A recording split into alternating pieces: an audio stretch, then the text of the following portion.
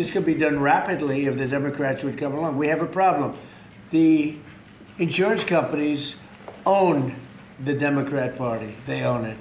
Mr. President, Yes. a health-related question on your health care plan. You've said you want to make direct payments to Americans, but these Obamacare subsidies are expiring now in a matter of just a few days. More than 20 million Americans are now bracing for their premiums to skyrocket. Are you going to let this happen, or will you intervene? Yeah, they will skyrocket because it was never any good. I'd like to see the money that is going to the insurance companies by the hundreds of billions of dollars. You know, their stocks are up 1,400%, 1,800%, and 1,624%. Their stocks are up through the roof over a fairly short period of time because they're getting vast amounts of money. I want that money to go to the people directly and let the people buy their own health care. And they'll get much better health care than they get with the Unaffordable Care Act, as it's known by a lot of people. It is virtually unaffordable for people. It's a bad thing. We can have a great thing. Let the money go directly to the people and let them buy their own health care. But this is an urgent problem, Mr. President. Is there anything you can do now, Mr. President? Can I answer, Mr. This is President? going to be right now, as far as I'm concerned. Go ahead. We just got data today. We have federal exchanges where people come shopping for the ACA. And the president hasn't heard this yet, but we've talked to the team. The percentage change from last year was down 2.7 to 2.8%. Not the massive numbers that have been predicted. And there's many possible reasons for this, but right now Americans are signing up for these programs despite all the things that have been going on. 2.8% is a tiny fraction of what many had claimed would happen, and I think it speaks to the fact the American people appreciate these ACA plans are already subsidized over 80%. So it's a good deal, even if you don't get the extra 15, 20%. It's a great solution to much better health care at a much lower cost. Yeah, please. But do you want Congress to extend these ACA subsidies? Well, I'd like not to be able to do it. I'd like to get right into this, and I'd ask Oz this question in particular, but I'd like to see us get right into this. I don't know why we have to extend. This could be done rapidly if the Democrats would come along. We have a problem. The insurance companies own the Democrat Party. They own it. And the Democrats having a hard time. They give a lot of money to the Democrats. Very little money to Republicans, by the way. A lot of money to Democrats. And they're going to have to decide, do they want to do the right thing or do they want to be beholden to the insurance companies? They're making a fortune. I want the money to go to the people. Go ahead, Oz. How would you say that? I agree with the president. We have some ideas out there. Congress is working through some concepts. But I just want to emphasize that the ACAs are not imploding based on the data we just received from the federal marketplace. This can go very quickly, actually. Yes, please. Mr. President, can I ask you, clarify something for me on the Federal Reserve?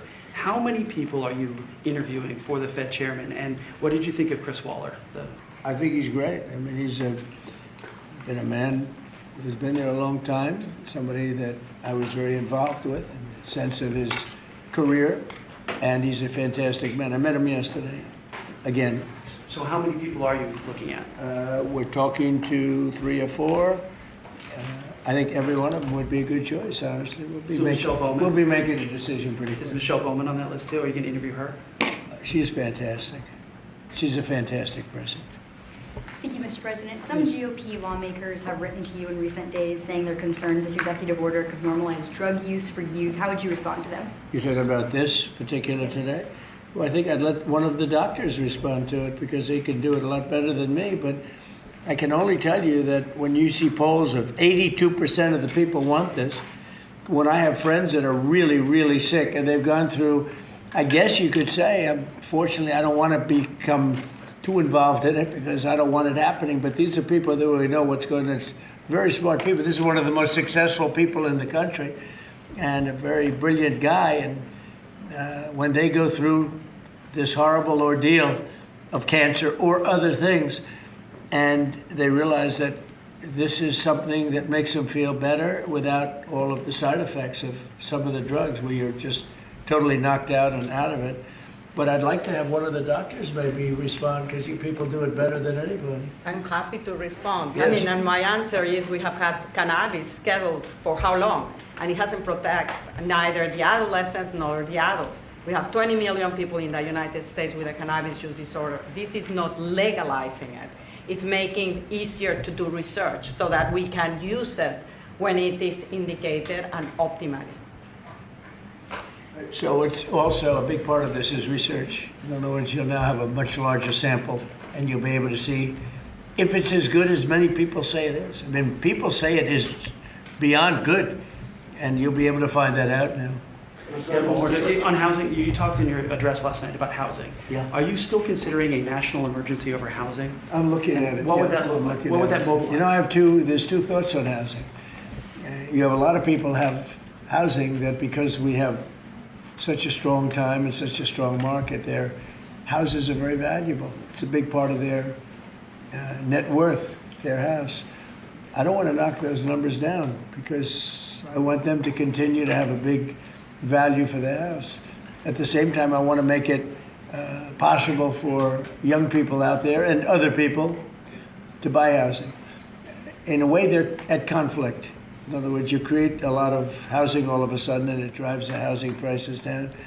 So I want to take care of the people that have houses that have a value to, to the house that they never thought possible, that have sort of made them wealthy and happy, and especially in their later years. Got to be careful with that. I want to keep them up. At the same time, I want to make it possible for people to go buy houses. Daniel, please. Mr. President, you announced the Warriors dividend Yeah. last night in your primetime speech. Very patriotic, very generous. What was the rationale and the thought process? How did you come up with the idea? What made you want to give back to Well, our the troops? 1776 was easy to come up with because we're actually at 1775. The number was 1775, and I said, wow, I think we can afford one more dollar. But they came up to me, it was $1,775. So I said, well, let's add a dollar to it. I think we can find that. And very simple, we've had a military that, in my opinion, by other presidents was not treated well. They're incredible. They're our finest people. They're protecting us.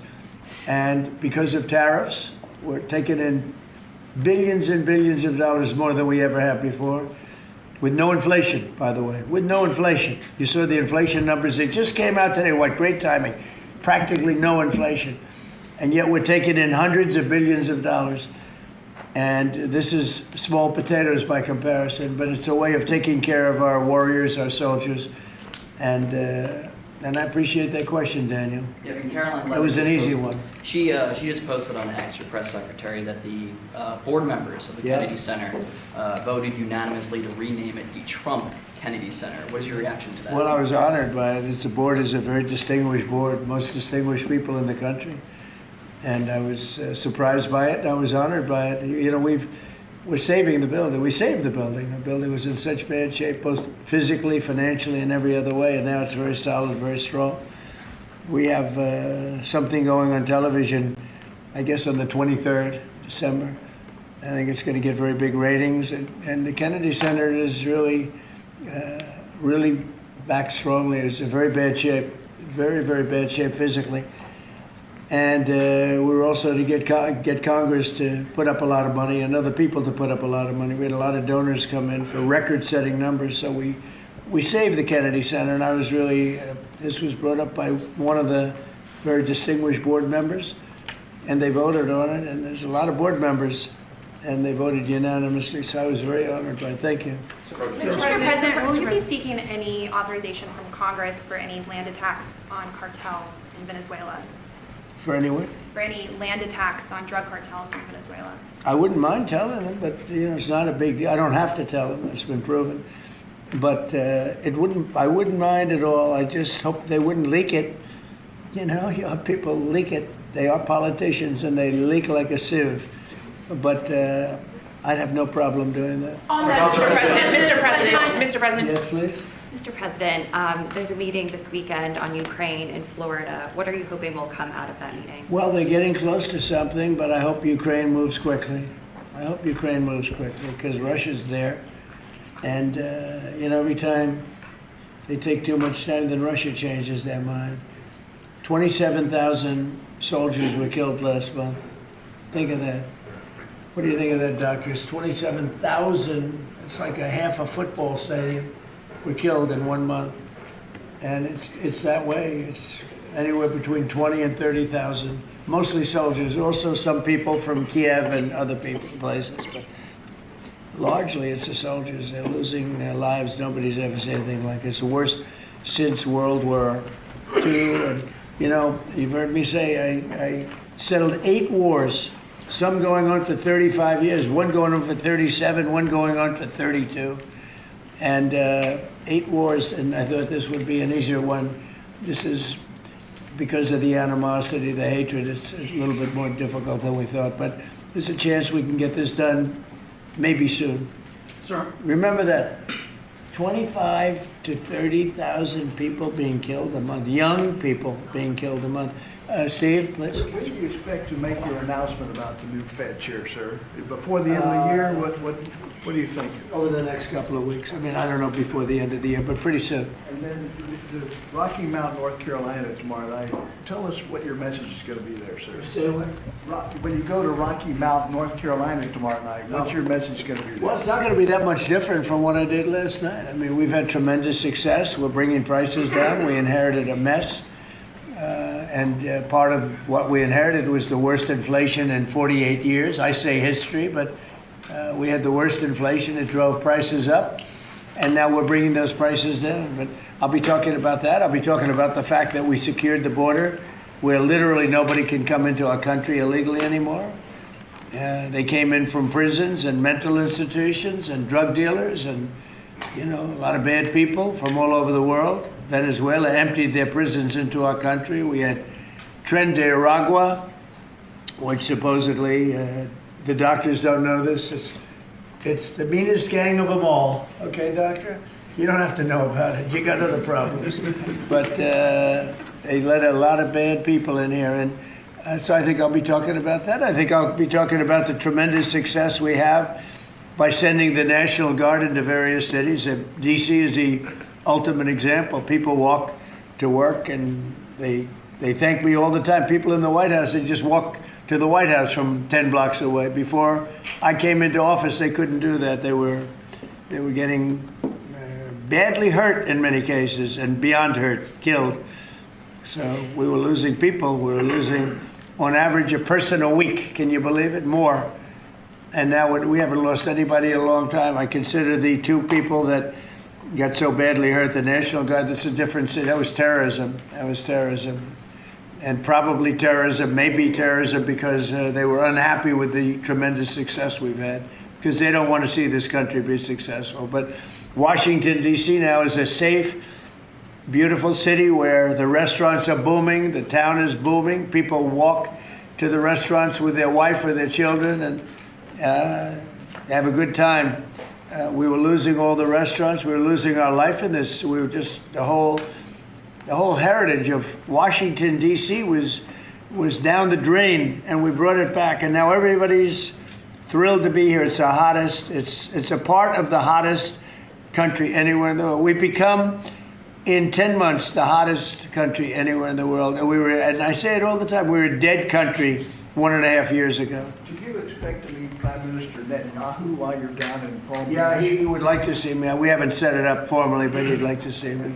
We've had great success. Peace in the Middle East, aside from everything else. We now have peace in the Middle East. Yeah, he'll probably come to see me in Florida. The Egyptians as well? Are they coming I'd love to have him. El Sisi, he's a friend of mine. Yeah, I'd love to have him.